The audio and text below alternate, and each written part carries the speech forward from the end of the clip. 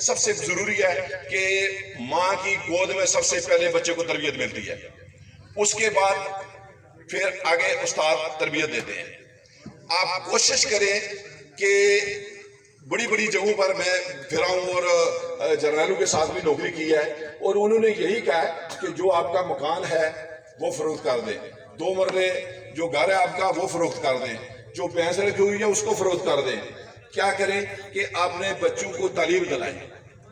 تعلیم آپ کے پاس ہوگی آپ آگے بڑھ سکیں گے، کسی سٹیج پر جا سکیں گے۔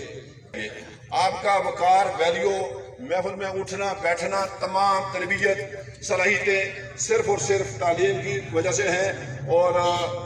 محفل کی وجہ سے یہ جو لوگ اچھے جگہوں پر بیٹھتے ہیں، بڑے لوگوں کی باتیں سنتے ہیں، اس سے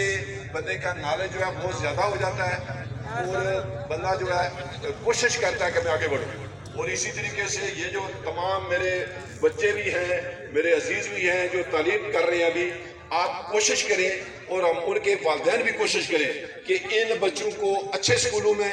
اچھے ٹیچروں کے انڈر اور ان کو دیکھ بھال کریں۔ یہ نہیں کہ اگر جو ہے نا کرکٹ کھیلنے گئے تو وہیں چلے جائیں، اگر غسل کرنے گئے ہیں تو وہیں چلے جائیں، اگر کڑھائی کرنے گئے تو وہیں رہیں نہیں۔ ان کے اپنے بچوں کو تربیت دے سکتی ہے، اس کو کنٹرول میں رکھ سکتی ہے۔ اس کے بعد